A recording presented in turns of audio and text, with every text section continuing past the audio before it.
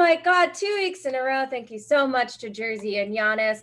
Welcome to Talk Chef, guys. Season 1, episode 4. I'm one of your hosts, Reka. I'm your other host, I'm Jordan. And we have an incredible guest here today. We've got Jana Schmieding. Jana, hello. Hello. So first of all, Jana's an incredible stand-up, and she's going to be on this new show called Rutherford Falls. So please check her out on all social media and all TV and everything. But also, Jana, you recommended our food charity this week. Because as you know, guys, every week on Talk Chef, we have a different charity related to food or food justice that we want to promote and help. So this week, our charity is the Native American Food Sovereignty Alliance. And their mission, in a nutshell, is to restore Indigenous food systems that support Indigenous wellness, cultures, and communities. So it's really about Native American food sovereignty. And Jana, I know you said you had a couple thoughts about the organization. Yeah, I think my thoughts are a little bit closer, not necessarily related to the org directly, but about the work around food sovereignty, Native food sovereignty. I just think to contextualize kind of American food culture, which we will be doing today on like a fun reality show format, something that we often forget. And I'm Native. I am an enrolled member of the Cheyenne River Lakota Sioux tribe. So something that I think is ingrained in me as a Native person is to just recognize the various ways that our culture has been colonized and the different forms of cultural genocide that have happened through colonialism. And one of those things is a very extreme disconnection from our native foods. And so our people, in being removed from our land and displaced, or, you know, just separated from family, separated from community, separated from land, that created a lot of essentially fissures in our food culture. But if you can imagine that pre-colonial life all over these lands, in which every single one of us viewers and us alike we are living on Indigenous land where people once had thriving food cultures. We were full, we were happy, we were joyful, we were inventive, we were trying new things out, we were trading. There were massive economies based on trade that were where we traded items, but we also traded food, and we traded food culture. So I think it's really important as citizens of the United States of America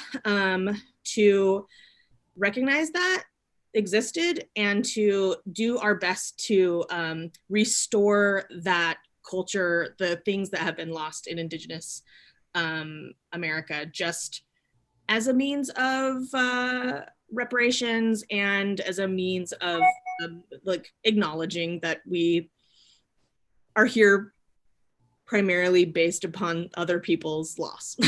Absolutely. That's it. Thank you so much for mentioning all that. I think, you know, we host a food show, so we want to be really conscious about that kind of stuff. And so again, as usual, we have Jordan's Venmo information in the chat. If you want to donate to NAFSA, please Venmo at JORDANMYR1CK.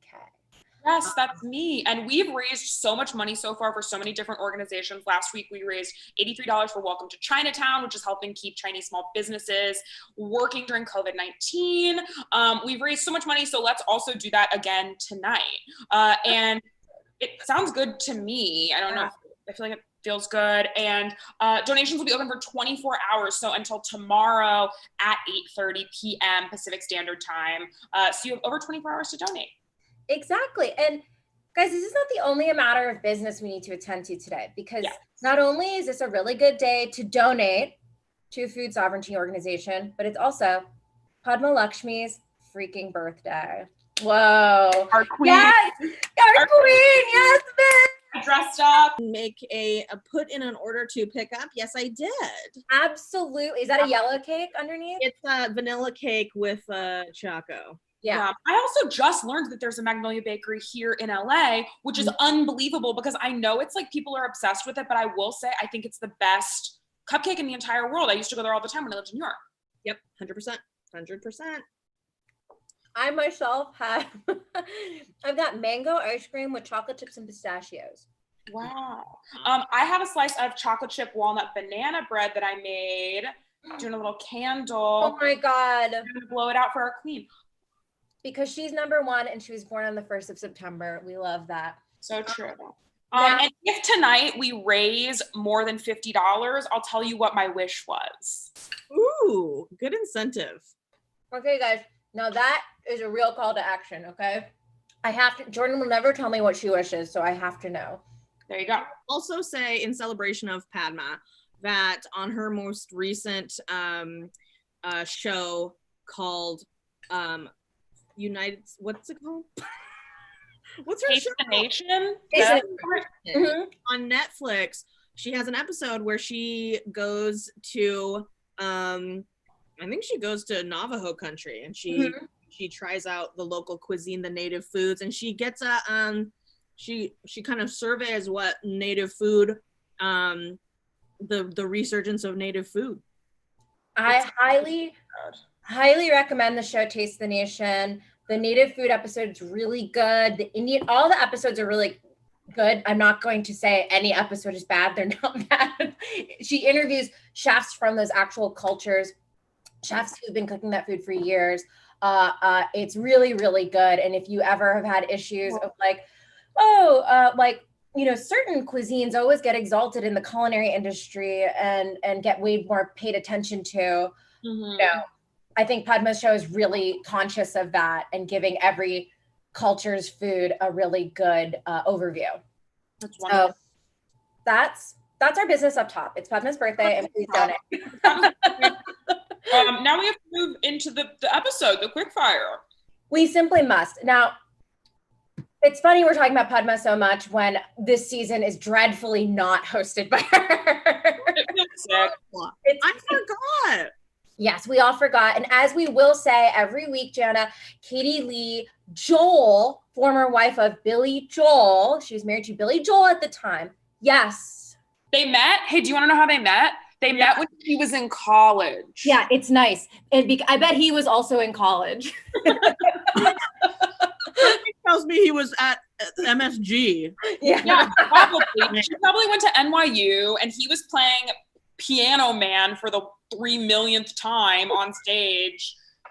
It's not okay. And lest we forget, as Jersey reminded us, that Katie wrote a book about surfing after her marriage. I literally have to look it up every single week. It's in my Google search. It is called it is called Groundswell. Okay, and that link is going to go in the chat for you to look up this book. It's called Groundswell. It's about a surfer and love and loss. So that's 2 thumbs down, way down for the hosting alone. Yeah. And I also want to propose a possible like nepotistic advance for her in this job. Maybe Billy Joel and Tom Colicchio. But listen, they're both 2 middle-aged balding men in New York City. Is Billy Joel balding? I don't care. Here's how I correct the two. Let's just say he's balding in essence, if not in actuality. Scenes from an Italian restaurant. Ellipsis. Craft. Oh my God. By Tom Colicchio. Oh my God. Scenes from an Italian restaurant took place in Craft Steakhouse. Oh my God. Wow, glad we cracked that.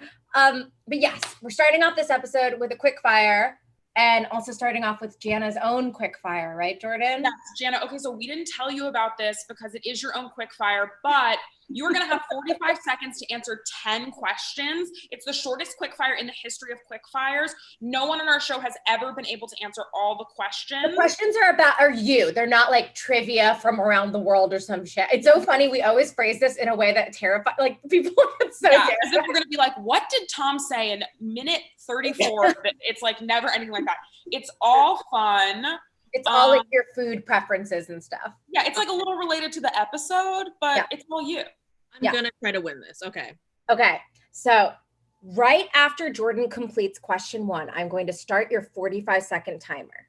Okay. Okay, you ready? Mm-hmm. Jordan, whenever you're ready. All right. What is your gas station order? Funyuns and water. What is an unconventional, non-chefy ingredient you like? Oh God. Funyuns?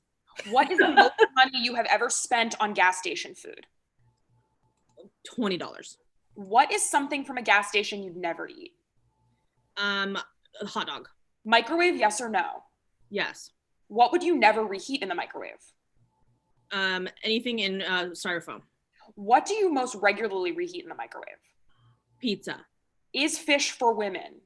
Yes. Who is the worst on Top Chef?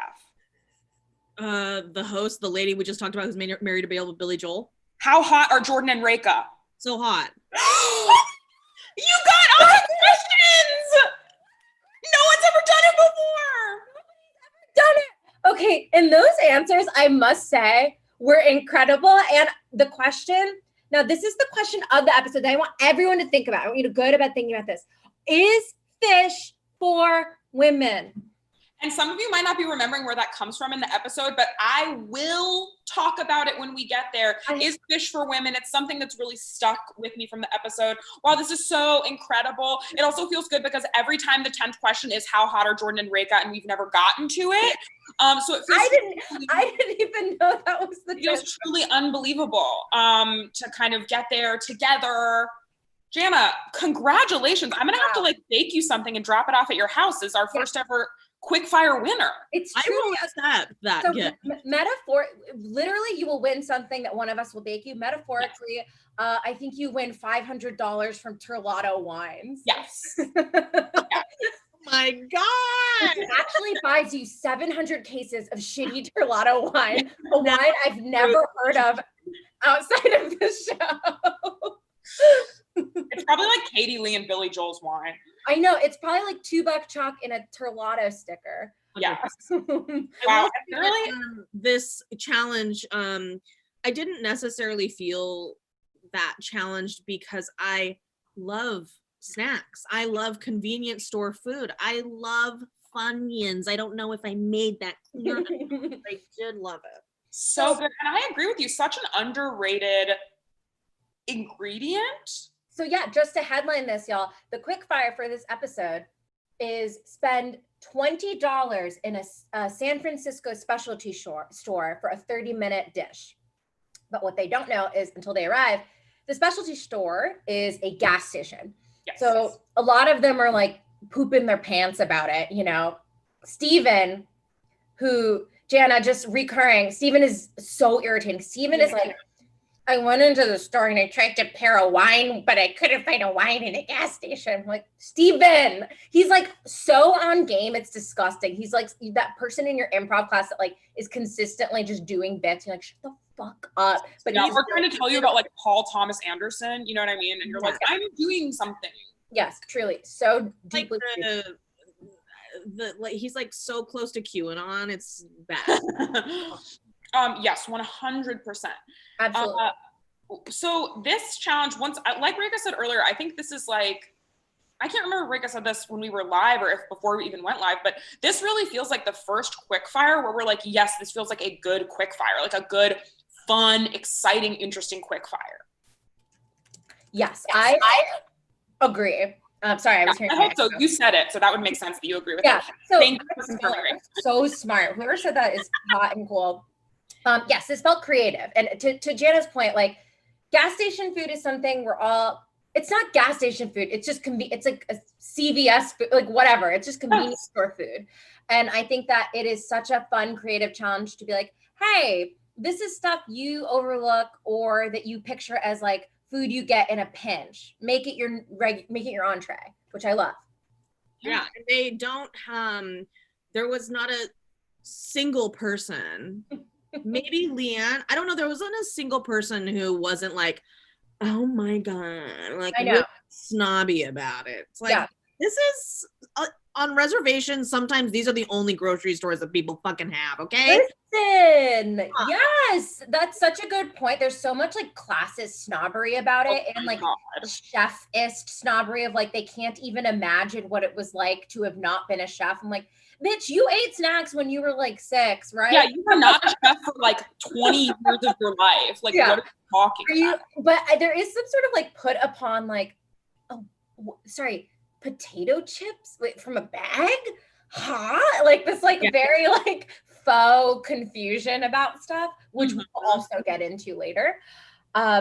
There's a spam shout out, which I thought was like, yes, that you can find in some convenience stores. And I hated that Steven was the one that points out that spam is actually not that unusual of like a entree ingredient. I was like, oh, Steven knows about Hawaiian food, fine. I know there were moments of that, but then he like lords it over you. He's really colonized those sacred spammy foods. Truly, yes. What were some of our favorite hauls from this gas station pickup, if people remember? Because I have one in mind that I'm thinking of. I mean, I don't remember what the specific hauls were, but I will say that I adore Krispy Kreme donuts. And what I will say is I'm moving right now, and I sent my dad the 3 apartments that I'm looking at moving to, and my dad's response literally said, this is from this afternoon. My dad says, can you see? One of them is close to Krispy Kreme. That's from today. Oh so I was really excited to see a gas station with some Krispy Kreme donuts inside. Yes. Yeah, it's been a minute actually since I've seen that. That's like a great, like, are you kidding? You found a Krispy Kreme? I'm like, this is a really nice gas station. Yeah. I can't think of a gas station I've been in that has like a name brand donut. It has like sometimes generic ones, because I'm from Pennsylvania and there's like Wawas and stuff that kind of approximate this feel. But like in a gas station, like a whatever, I can't think of name brand donuts. Yeah, I can't really even think of anyone specific. I'm trying to like remember what the meals were. Yeah, I can. We'll go through all the meals too. Yes. But in terms of the haul, the thing I was kind of impressed by, Andrea, she got cup of noodles when she also got Reese's peanut butter cups. And immediately for like half a second, I was like, huh? And then I was like, oh my God, my bitch is about to cut the peanut butter out of those cups and make some fucking peanut, like Don noodle type thing. And I am absolutely obsessed with that. I fucking love that. That is what I crave from a Quickfire. Just like balls to the wall, forgive the expression, just like, what the fuck can I do? Oh yeah, there's peanut butter in this. Yeah. I loved that. So huge because it's the first time that Reka is referring to Andrea as her bitch. So that is, Reka has not been a huge Andrea fan up until this moment. So this feels kind of like a change in the tide of their relationship. Because let me tell you, Jana, I eat mostly vegan. I've been vegetarian for like 19 years. And Andrea's whole thing is like healthful eating, which I'm also a little like, okay, what does that mean? But as a result, all her like vegan food so far has looked a little bit like shit. And so I don't like that. To me, as someone that's like, hey, vegan food tastes good, I'm like, no, Andrea, you're setting us back. He also has a perspective on it that I really dislike. I find it very fat shamey. I find a lot of what she says fat shamey, which I also don't like. Very fat shamey and just very food shamey. Like I think both of them are interlocked, that fat shame and food shame and eating shame is like they exist in the same ecosystem. And food shame is such a shitty thing to impose on people because nobody has the access. Like so few people have the financial ability to be vegan, like, and it's a problem and it is a real issue, but like and nobody is able to like eat clean. Like that's like nearly impossible in our country. Yes, I also think sorry, Reka, you go ahead. I was just saying, I also think it's so fucked up how I think for me, a reason to like eat less meat and dairy and things like that is because of factory farming, which is something that like colonizers have done. I think there's nothing wrong with eating meat or dairy when you treat the animals well. But when we go into factory farming, now all of a sudden we're like treating animals poorly. We're treating people that work in factories poorly. And it's like, we're not, and then like, it's just not good for anyone. And I think for us to kind of be like, oh, well, you need to eat clean, you need to go vegan, blah, blah, blah, whatever, without really looking at the fact that like, it's not eating meat, it's what we've done to eating meat that is so fucked up that I think that is like a huge problem I have with Andrea. And defining clean eating, like there are thin people who don't eat clean and there are fat people who eat clean. There's just so much like unnecessary confluence of these things that like, she's a whole bag of stuff. Yeah. I will say generally my rule of thumb is, don't hate the player, hate the game. Also, let's give big ups to the way Jana has eaten the cupcake, which is to cut off half of the stump, put it on top as a little sandwich. It looks like a mini hamburger. It's a burger style. Absolutely. Okay. Dessert hamburger. Oh, so good. I think it's time to move into what actually they cooked in the quickfire. And what we're going to do for this is I'll just say each person and what they made, and then we'll do either thumbs up or thumbs down. And then we'll talk about what really stuck with us after the fact. So we'll start with Miguel, who did a Krispy Kreme pumpkin bread pudding, coconut water with chocolate foam, and a Listerine orange breath strip. I gotta go no, but yeah. I'm kind of like, I wanted to taste the bread pudding. I wanted to taste it. I would taste all of it. The Listerine thing, I thought that was creative as fuck to take those mouth strips. I just didn't think it sounded like it was that good. And maybe I'm being influenced by like when the mean guest chef ate it. But yeah, he's like a no for me, I think. Yeah, I'm not big into pumpkin, so I gotta say it's a no. Which is freaky. I know. It's so crazy. This show makes it seem like I feel like I'm the least picky eater in the world, but we've really tapped into all the things I don't love on this show. And now our audience probably thinks that I'm like a nightmare and only eats like, a club sandwich or whatever. Okay, the next thing. Andrea made peanut noodles with aged beef. I'm gonna say yeah. She did the Reese's peanut butter cup thing, and I gotta give credit to that. It's fun. We laugh. Okay, Candace made, and I still think about this to this day. Like I remember this moment even before I watched the episode today. Spicy tortilla gas station gazpacho. And I don't think people appreciated her pun. I will say the pun is making me go, and Jersey will get it. The pun is making me go middle range from a thumbs down. It looked so thick. I believe 2 ingredients in her soup were soup. And you're just saying all the things I like about it, baby. The criticism was that it tasted like nacho cheese. Hello. I love that. That worked for me. Hello, I made a special soup. I made a soup in a different soup. And cheese. Yeah. Yum. Okay, Harold made green eggs and Spam with toast and Funyuns. I gotta go, yes. And can you believe the judge was like, your plating could have been tighter? It's like, his plating looks like a painting. I don't know what the fuck you're talking about. Really? That had to have been the best tasting one. Come on. Right? Yeah. You just ate a medley of 3 soups and you're like, hey, Harold, your plating could be tighter. Okay. Insane. Okay, Tiffany, the OG bread pudding, made a donut bread pudding with a blueberry sauce. Yeah. I gotta go, yeah. A blueberry sauce, I'm in. And she seemed to understand that putting a bunch of donuts into a bread pudding would probably be quite sweet. So to cut it with something a little tart, which I liked. She seems like a nice blue collar lady. Yeah. Maybe. Yes, definitely.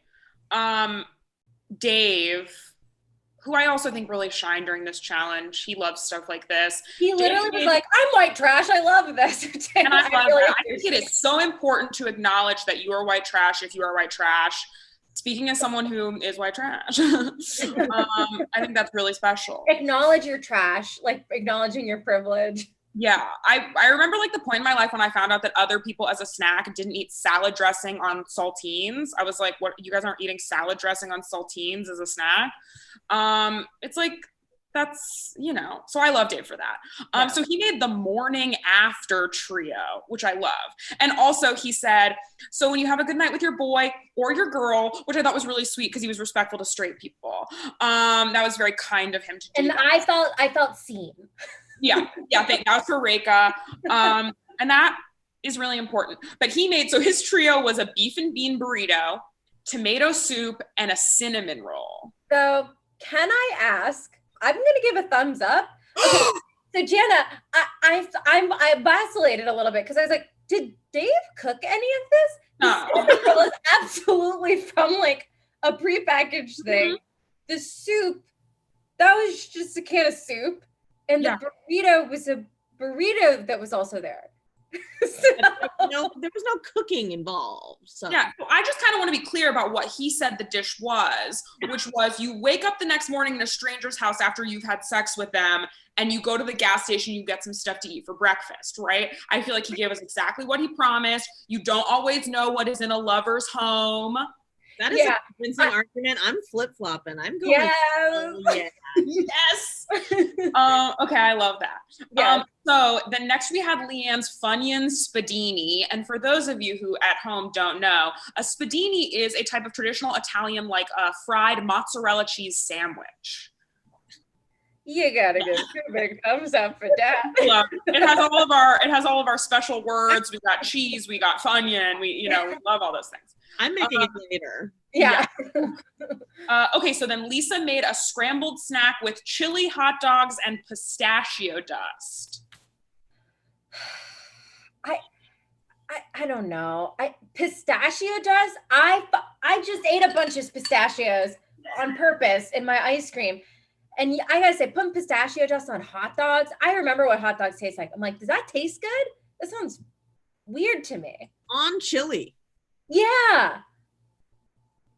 I like it. I don't know what's wrong with me, okay? I think it sounds good. I think hot dog tastes good, chili tastes good, pistachio tastes good. Pistachio is the reason I voted thumbs down. I think hot dog tastes good. I think chili tastes good. But I do think pistachio made me go, Lisa, let's get this together. Okay, that's fair. That's fair. Okay, Steven. Steven made 5 items. Steven made hot coconut water with paprika and green tea.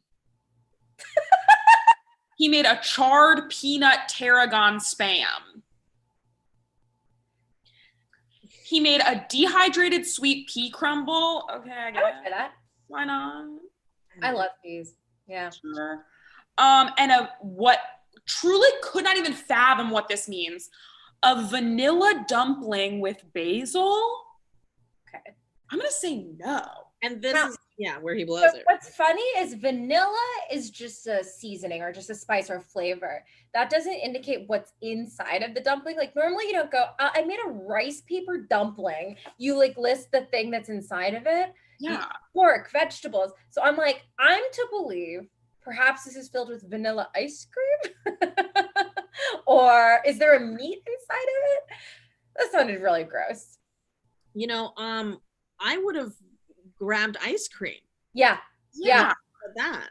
Unless he means like chicken and dumpling style where it's just a dough ball and it's like flavor. Yeah, either way, I'm not really interested. Yeah, that would be just, I eat chicken and dumplings regularly growing up. And the idea of that being like that, but make it dessert is a hellish nightmare. And I would like to point out a hellish nightmare of a sentence Steven said about this, because our angry chef Jefferson, which sounds like a fake improv name for a chef.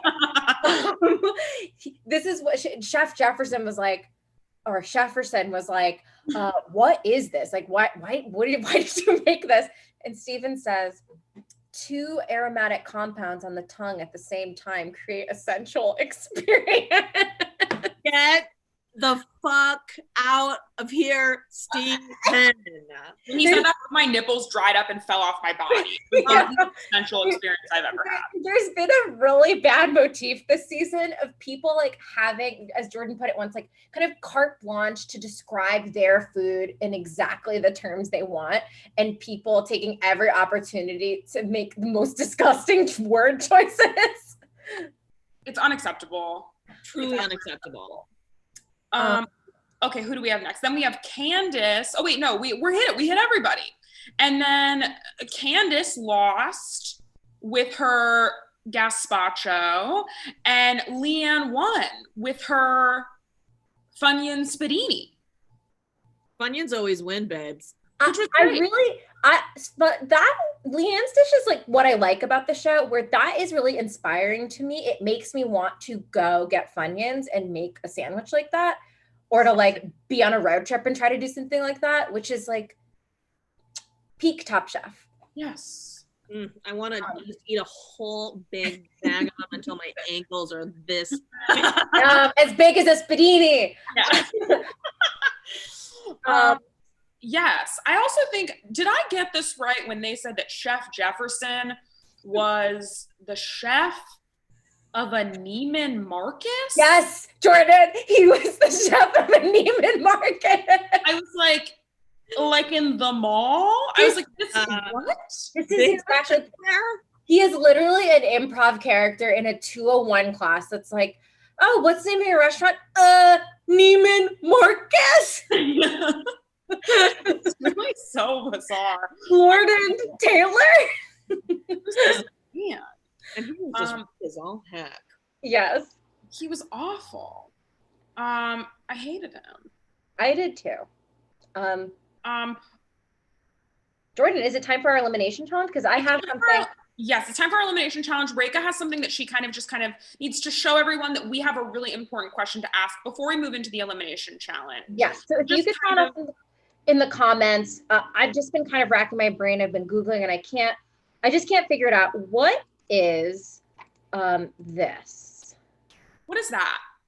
Does anyone know? Chefs seem to not have no clue what this was on the episode. It was really challenging for them. So when I look at this, at first I thought it was a safe. And so I was like, okay, I put my money in this, but there's too many options. Like, okay, I don't want to make my password potato. So what can I make my password? Popcorn? Okay. So I tried to look up some other pictures. So I found this and I was like, okay. So you don't put money in it, but you could put a pizza in it. So I was like, oh, maybe this is a small fridge. But I was like, wow, this is a really advanced fridge. It tells me the time and still it has a potato button. So I was still confused. So I went to a scientist and I had them draw me. Like, I was like, what is this? And they drew me this diagram. Okay. So this diagram, it is small. So you see there's like a door, there's a big turkey. I don't know what animal this is, but there's a big one in there. Okay. And then there's all sorts of buttons and devices. So if you could really just sound off, I'm really confused. I've never seen one of these and I don't know what it is. So thank you guys. Please sound off in the comments and you'll win. Yeah, let us know because we really couldn't find out. I really couldn't figure that out. It really, really was bugging me. The chefs saw that as the chefs looked at that like it was a spaceship. It was absolutely crazy. If you had to play a drinking game or something I've never used a microwave. You would die. It was jaw-dropping. How many chefs said they hadn't, not even like, I don't normally cook with a microwave. I've never used a microwave. Yeah. It makes me think all these people had like private chefs when they were growing up or something. I'm like, how do you not know what a microwave is? Because I'm like, again, just like every bitch ate snacks when they were 6, you know what a Funyun is. Every bitch uses a microwave. What are you talking about? And none of these chefs ever been caterers? What the hell? Anything. And I'm like, am I being like weird? If one of the chefs was like 100 years old, and I know that sounds like I'm making a joke, if they're like 100 years old and they're like, I don't use microwaves, I'd be like, oh, okay, cool. Maybe you didn't grow up with it and it came later in life and you had already learned to cook. I guess microwaves came out in like the 50s in America. My grandparents did not grow up with like a refrigerator or microwaves till very late in the game. My grandmother makes potato curry in the microwave all the dang time. Ooh, I bet it's good as hell too. It's good as fuck. And then you have your burners available. Yeah. This was absolutely psychotic. I'm sorry to go on a microwave diatribe, but I freaking love microwaves. No, I love it. I didn't have a microwave briefly in one apartment I lived in, and it was awful because having to heat every single thing up on the stove is a huge time-consuming mess. Yes. Or in the oven. No. If it's summer, you have to turn on your oven to heat up what? Macaroni and cheese? That's no.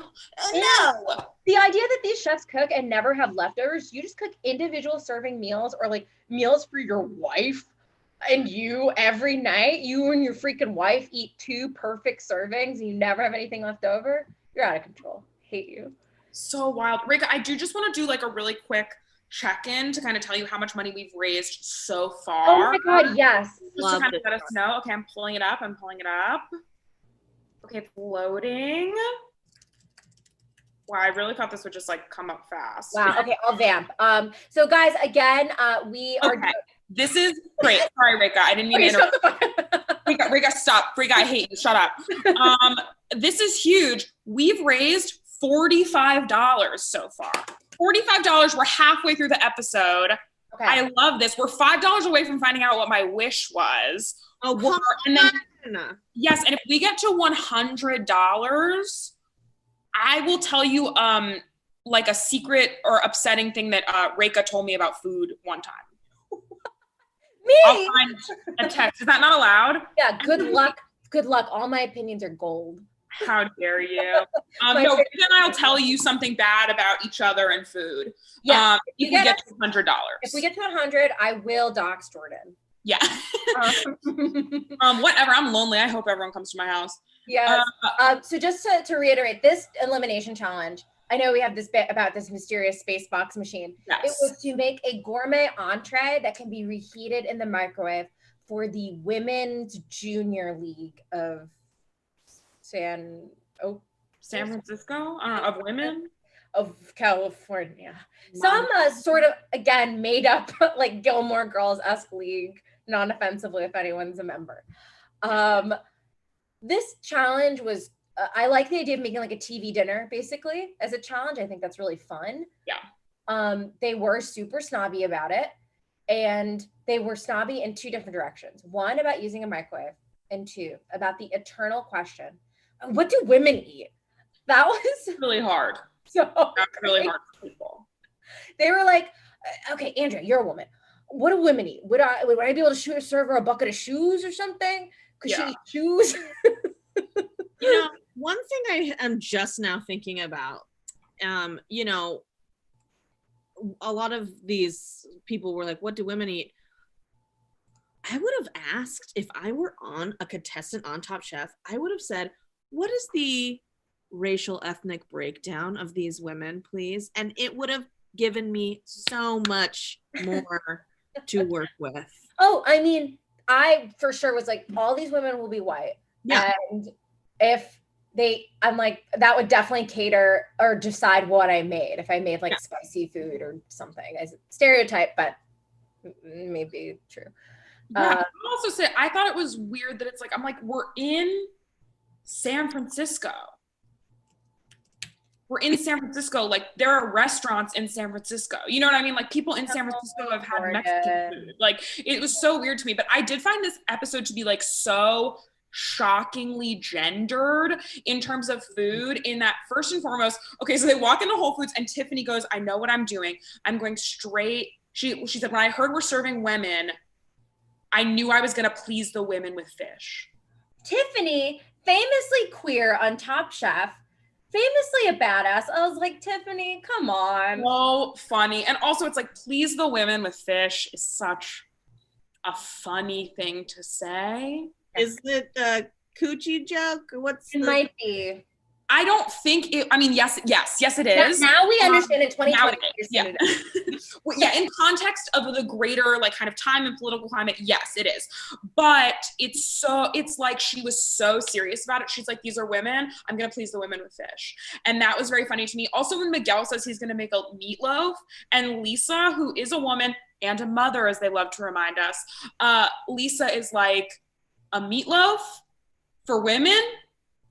And he's like, yeah. I'm like, women eat meatloaf. Like, no, what? This is like the Bic pens for women kind of thing.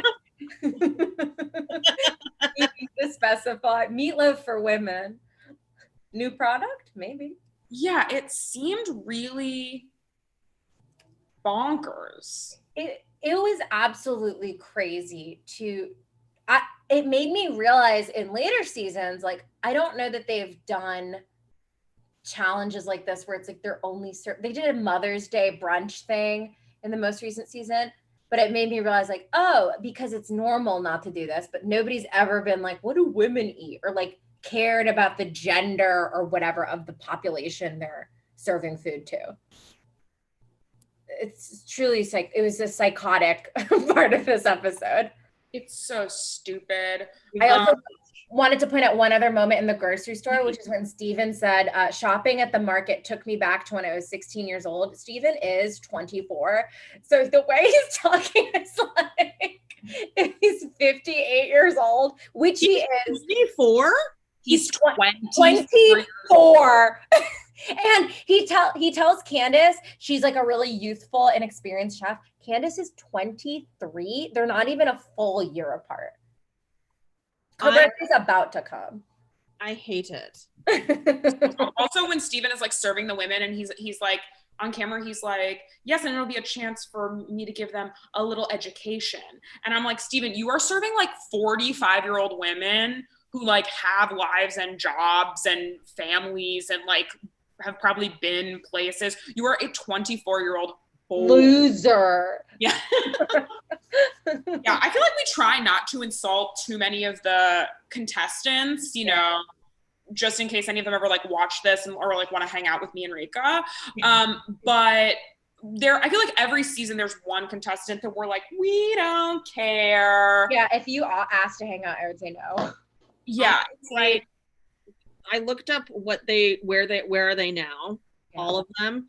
And Steven, like, he was in West Palm Beach and he opened his first restaurant, but in December of 2008 he backed out of the already highly acclaimed restaurant for murky reasons. Okay, sound off in the comments if you think you know what those murky reasons are. Oh my god, I can guess. Too many women. Yeah, he was trying to educate everyone, so they had to fire him. Yeah. I also have all of the foods from this round. I think we should do a thumbs up, thumbs down again. Oh yes, also Matt is commenting one thing that I thought was really funny when Steven was like, do you know what a plantain is? And all the women are like, yeah, I know what a plantain is. Oh my God. Absolutely crazy. And also that his dish was a tamale. He's like, I'm gonna educate on this type of cuisine. I'm like, yeah, because you're so fucking cultured, Steven. I'm sure you know a lot about Mexican cuisine. Please go on, asshole. Tell me more about your yuzu tamale. Yeah, your fucking yuzu shiso tamale that tasted like ass, apparently. Yeah, he also was like, oh yeah, well, they're traditionally made with corn husks instead of like banana leaves. I'm like, that's also not true. That's regional in terms of like how tamales are made. That's not like, you're not putting a spin on anything, Steven. I hate him. Literally. It's so sick. Okay, so Dave, who I thought was unbelievably likable with the women, he made a dual sauce lasagna with a vegetable medley of purple cauliflower and green broccoli. I gotta say a big yes. I was really worried about those vegetables. Those looked unseasoned and cold as fuck, but they all said it tastes good. They did look. They looked hard. But people looked. I also was dying to know what the dual sauces were, but we never found out. We never got to find out. Sad. Very sad. Okay, so Steven made a tamale with mole rojo. And that sounds good, but I gotta give it a no. I know. I mean, it was rude. It was patronizing. It was bad behavior. Yes. Because as Top Chef likes to say, people go to a restaurant for the food, but they come back for the service. And if Steven's giving you that kind of fucking attitude every time you go to him, I'm not going back. Fuck off. And he's a sommelier. Fuck off. Yeah. Ugh. Okay, so we had Harold, who made a coconut milk seafood soup with a pea shoot biscuit. As soon as he said pea shoot biscuit, I was like, this is Rika. Rika to a T. That's literally the only part of the dish I wrote down. No, it's so you. I was like, she's going to try to recreate that this week. I know tomorrow she's going to be like, do you know where it has pea shoots? I knew it. Okay, so the next dish was Tiffany. She made a miso and mirin sea bass. Looks great to me. I also love sea bass. Yeah. I never had it, but it looks good. It's so good. Leanne made a chicken and vegetable red curry stir fry with coconut scented rice. We love. Candace, first of all, needs to stop talking about how she's young. And second of all, made a spinach and shrimp quiche. Spinach and shrimp quiche sounds good, but the way they talked about it was gross. And also, they're right. Who wants microwaved crust? Yeah, and I know I get her whole meaning of like, oh, I want to make it veggie forward. But I think specifically with a quiche, you actually can't do that because that's like making a pie pecan forward, but not putting any of the like syrup, like sugar and syrup. It's just going to be like dry nuts in a crust. So it's kind of stupid to make that your game plan, but I still like her. It was just chock full of spinach. Like it looked candy on the spinach. It was like layers. Yeah, it's also like how much cooked spinach is that? Can you imagine? Because spinach cooks down to like this. That must have been a field. Yeah, crazy. Okay, Lisa made a 2-cheese gratin with herb chicken. I'm gonna say yes. They were critical of it, but I think I would have liked it. I would. Andrea made a quinoa pilaf with a sweet potato mash. So I was a no until she won. I was like, oh, I must be wrong. Because again, when I hear quinoa, that's another like vegan buzzword that I'm like, fuck off with quinoa. Yeah. Like, there's so few people season it correctly that I'm like not interested when I see it. Or they just like, it's cold. It's in like a cold salad. Like, get this the fuck out of here. This tastes like shit. Yeah.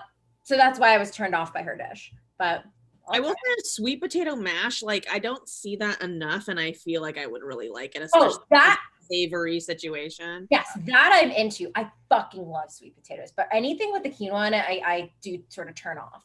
But yeah, you're right, Jana. Yeah, I think the sweet potato mash looked good. And then once she won, I was like, okay, I'm not the biggest quinoa fan in general, but the sweet potato mash, I got to go with Jana. Had me. Yeah. And then lastly, Miguel made an Asian infused meatloaf with a KC Masterpiece barbecue sauce, which he said 4,000 times that it was KC Masterpiece, which I thought was very funny. Yeah, big thumbs down for the KC Masterpiece, like brand ambassador. Yeah. He's a brand ambassador. Yeah, he's like posing sexily with like KC Masterpiece bottles in like a bathtub. He's like at Baylor College, like KC Masterpiece. I do have a question. Reka, you were hesitant to give that a thumbs down. Oh, because, sorry, what was the front part of it? I honestly didn't hear all of it. It's an Asian infused. Okay. So when I hear Asian, I do go, okay. Oh, but yeah, I don't totally remember anything about his dish except that he kept saying, I don't know how to use a microwave, so I'm gonna put it on convection. And then he goes out and it's not cooked. So I'm still, I would try it, I guess.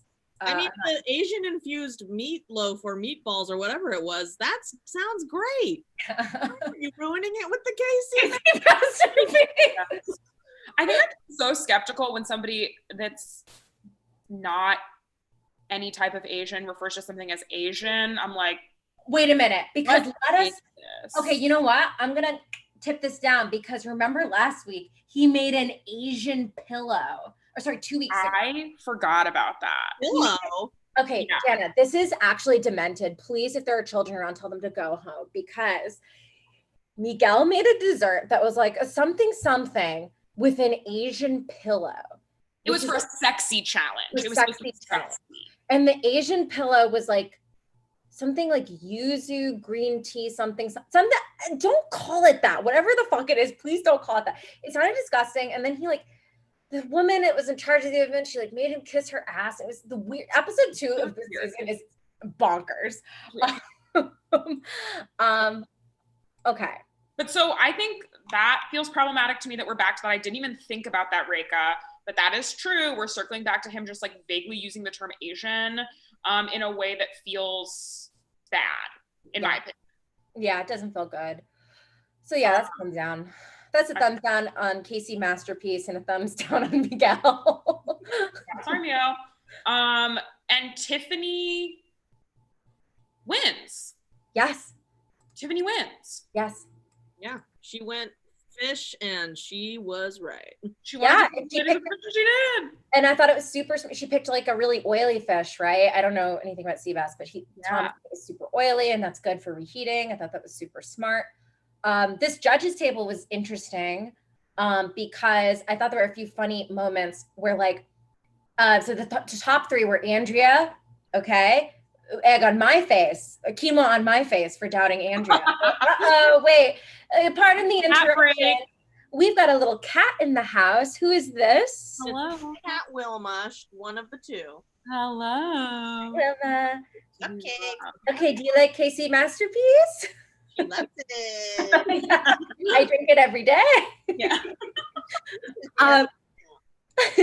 Well, Andrea, Harold, and Tiffany were in the top three. And Gail's first comment to Harold was, Harold, you're normally so cool and calm, but today you brought out the charm. You flirted. Nice. And I was like, did you want him to flirt in other challenges? Honestly, that's a problem that chefs have. Yeah. I simply love that Harold doesn't flirt and keeps to himself. Yes. One of our favorite things about him. Yeah. Yes. Nothing grosser than a chef flirting. Yes, please. Unless she's a gay woman chef and she wants to do it with me, or like a gay non-binary chef and you kind of want to like slip and slide into my DMs. Yeah, and it is slipping and sliding. So please do that. That's actually hot when that happens. Yeah. Wow. Please do. Please at Jordan MYR 1CK on Venmo if you want to slip and slide into that DMs too. And then the bottom was Steven, Lisa, and Candace. So we love Steven being at the bottom of this challenge. That makes sense. Candace's quiche, we thought it was sort of doomed from the beginning a little bit. And then they say Steven's flavors were extremely confusing. And Gail said it was tasteless. It wasn't seasoned well. It was almost inedible. And this was Steven's face.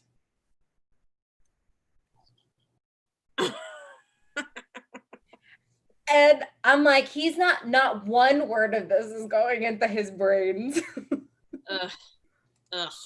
Yes. And at the end of the day, Candace was eliminated, and she was very kind and gracious. I really love seeing the connections like Dave and Candace and Andrea all have in the house, that they're genuinely sad when one of them leaves. It's very sweet because this is such a like seasons 1 and 2 of Top Chef are very like dramatic and sort of unnecessarily like catty or edited that way. So it was nice to see like sweet moments. Did you see, however, the way that Steven greeted Candace as she left? He said, he hugged her. He was like waiting in line to hug her. And he said, as he hugged her, "I'm sorry you're taking this so hard." What a prick. He's so awful. Okay, I have a question. Would you two have hugged him if you were Candace?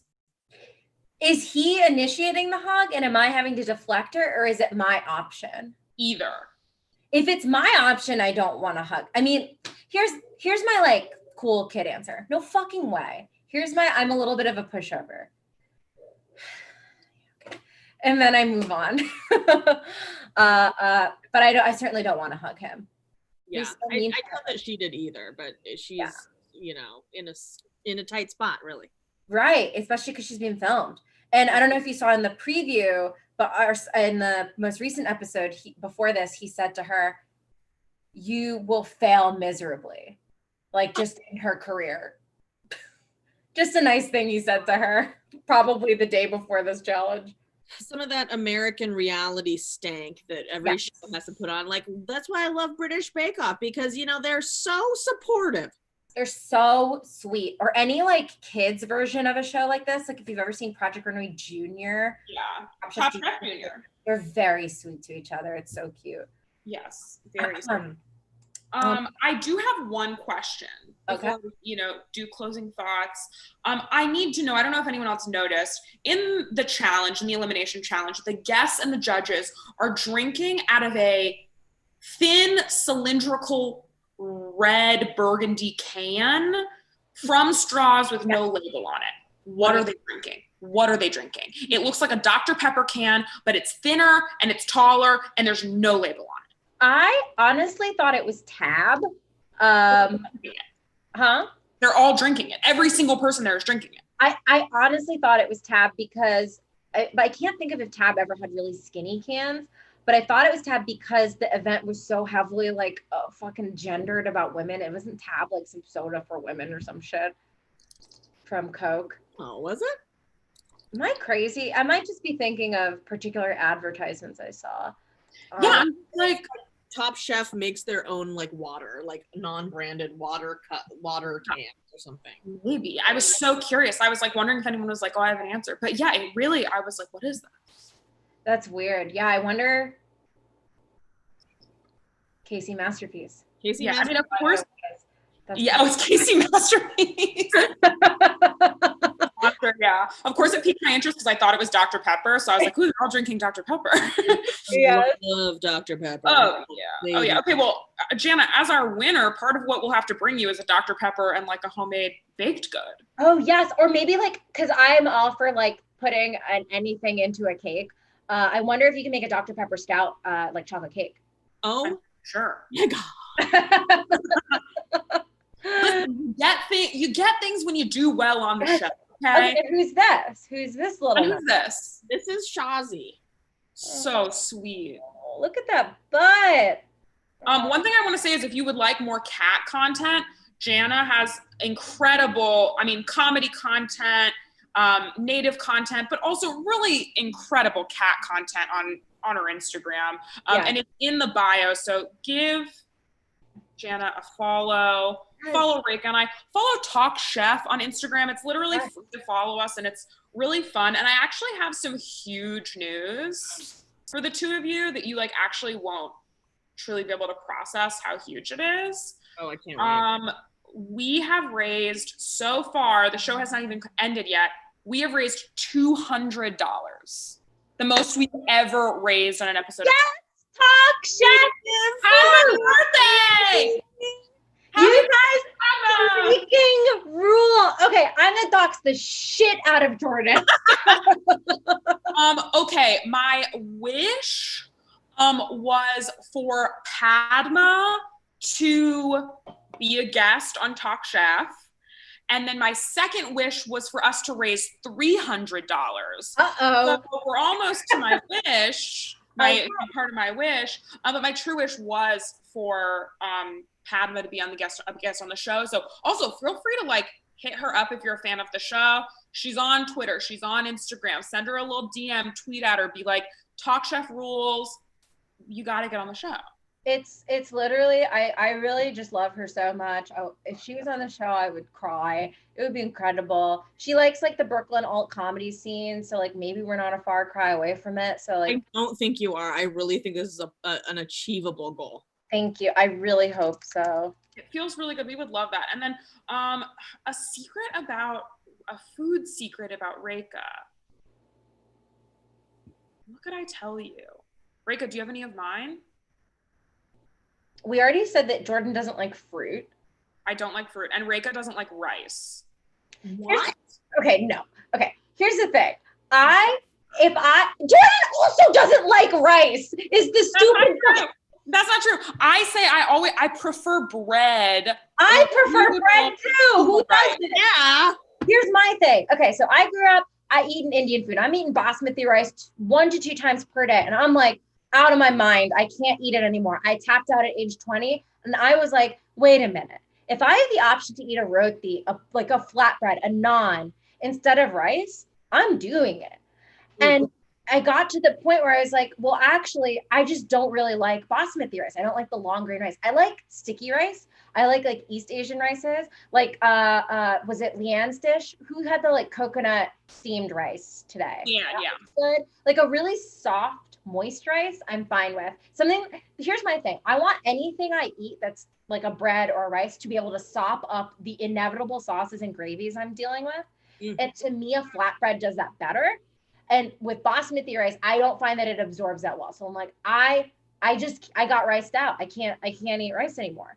But I can eat other types of rice. So fuck off, Jordan. You know, I want to admit something slightly embarrassing, but whatever.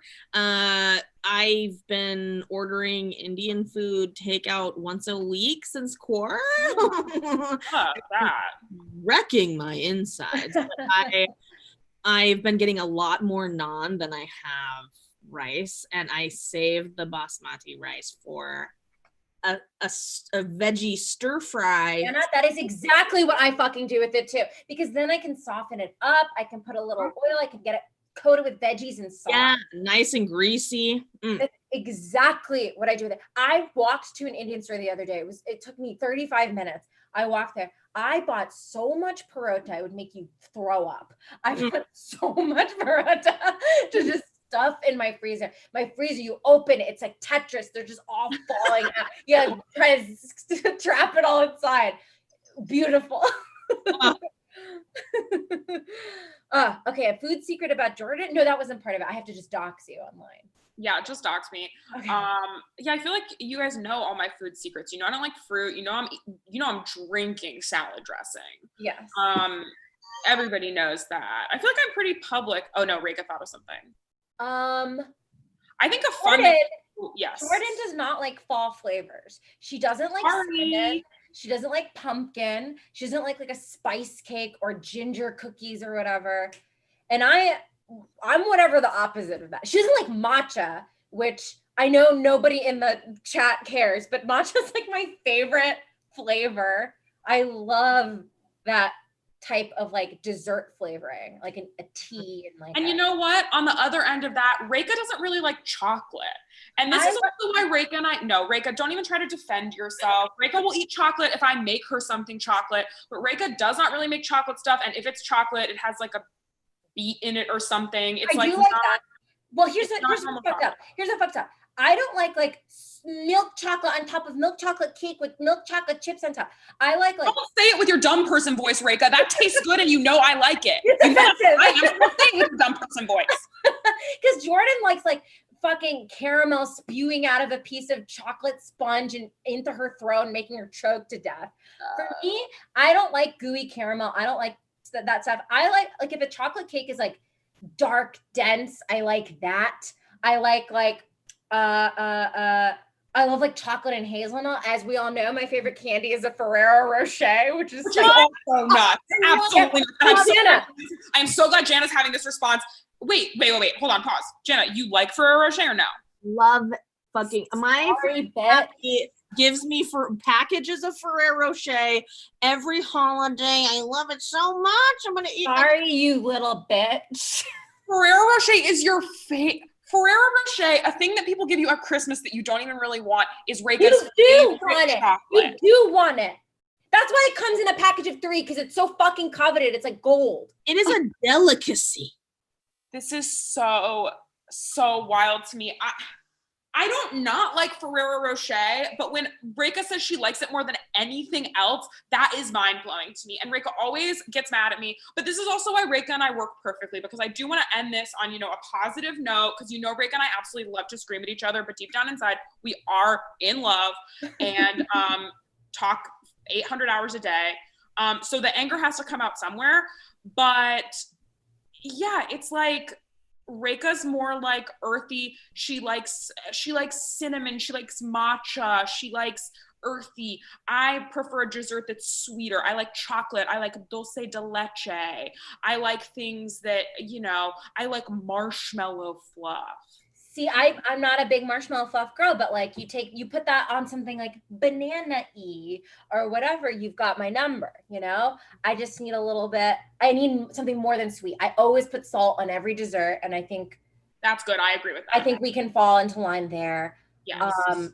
Okay, we're getting a lot of comments. Seems like everyone sort of supports me, but I won't look No. I won't look too much into it, but Alyssa F does agree with Jana and myself on something, and I think that's important. Thank you, Jason. Okay, but Jason. No, thank you, Jersey, and thank you. Sorry, I think I'm seeing like a ton of other fans of mine, but okay.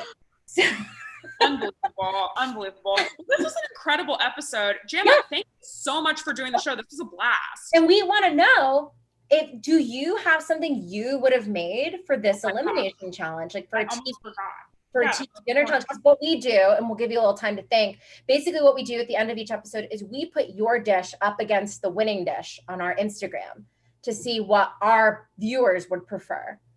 And I will say a lot of times the Top Chef contestants do see it. Which we like. It on Instagram. Yes. You know what I would have made, because I am often microwaving these in wherever if I get them at the farmer's market and I'm taking them home, or I get them from a stand, or I get them from Costco, I would have made like a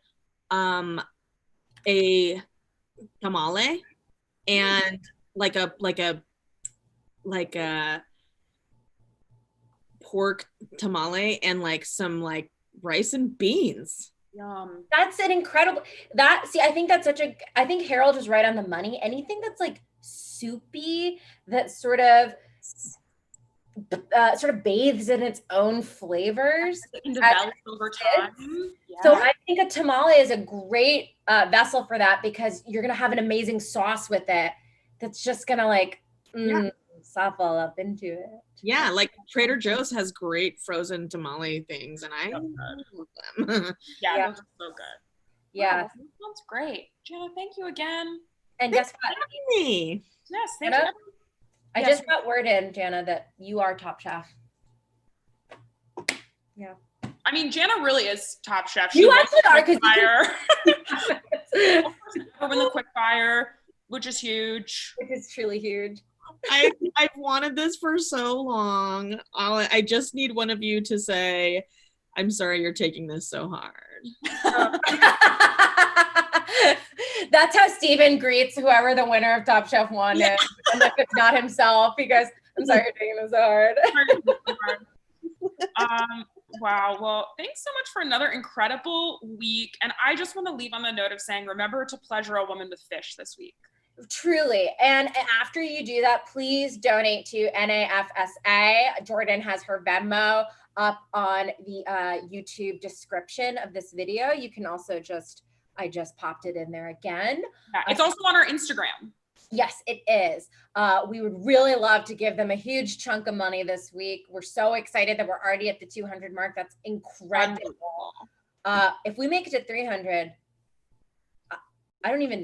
We'll have to think of an extra thing to do. I don't know what we'll do, but we have to. It's going to be special. I mean, maybe we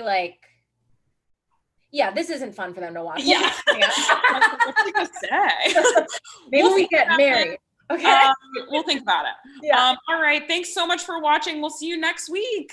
Bye. Thank you, everyone. And we